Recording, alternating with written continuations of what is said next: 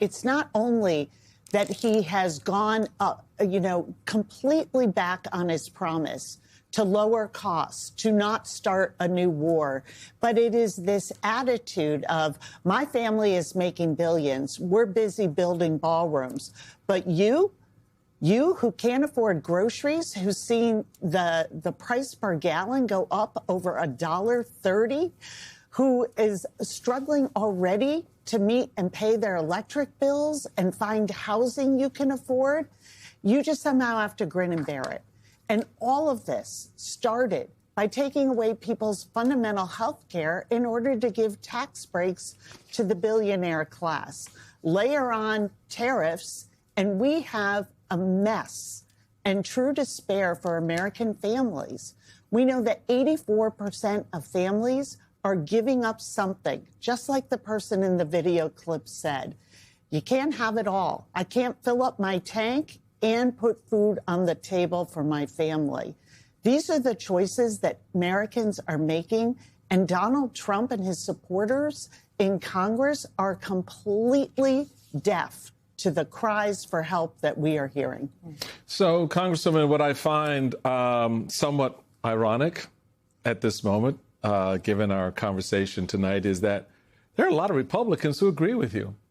I think we have found an actual bipartisan moment in Washington and around the country in which Republicans agree that the economy is a problem for this administration and for them. I give you one former House Speaker, Newt Gingrich, who noted, if the election were in May, Republicans would lose, said Newt Gingrich, the Republican former House Speaker, who urged his party's leaders to, quote, get reality a little better and get communications a hell of a lot better to challenge their majorities this fall.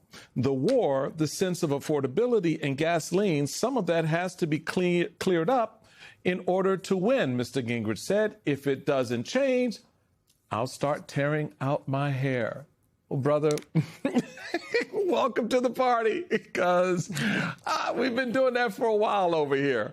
And it just speaks to the moment. But here's where I kind of rub up against some of this and scratch a little bit of hair I have left. Because folks like Newt Gingrich are part of the problem here.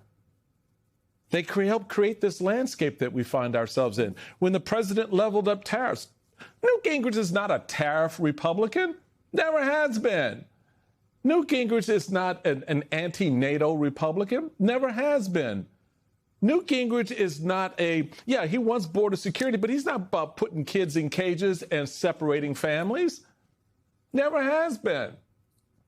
But when you stay silent and allow these things to transpire the way they have, you can't now come back and go, oh, the war, the sense of affordability and gasoline, you got to get a grip on that.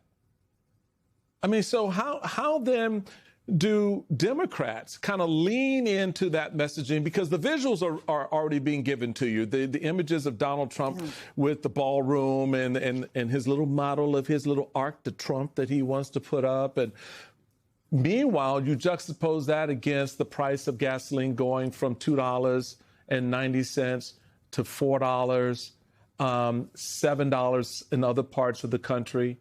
How do you see that, Madam Whip, as part of the fall strategy, particularly given what we've seen the Supreme Court do and the obstacles that the Republicans are already going to be putting up in front of you? Yeah, our message is very clear to Americans at home, to American voters. We see you, and you deserve better than you're getting. You deserve to have a lower cost of living so that you can afford housing, groceries, and to pay your electric bills.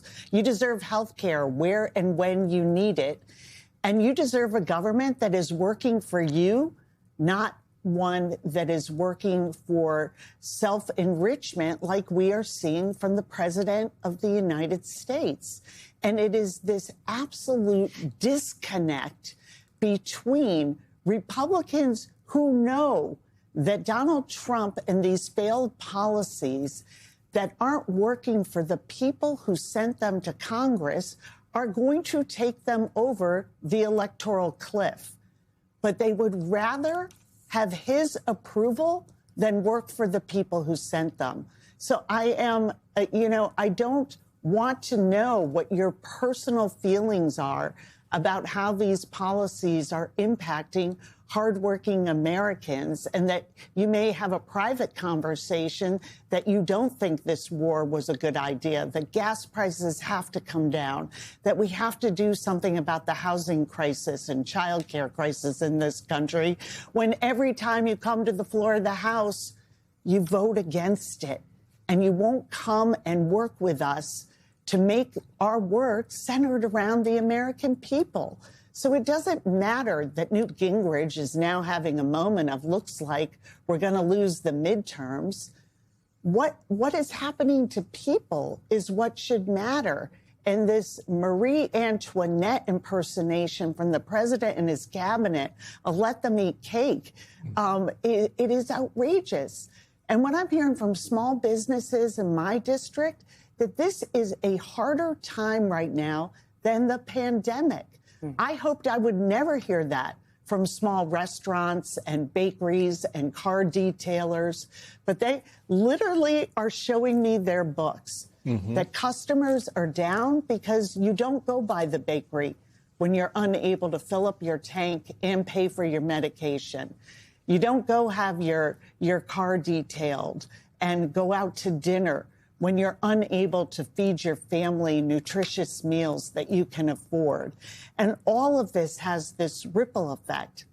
You add on the tariffs that raise prices everywhere, and then you go back to another lie that you mentioned at the top, that all of this would be solved by deporting the worst of the worst.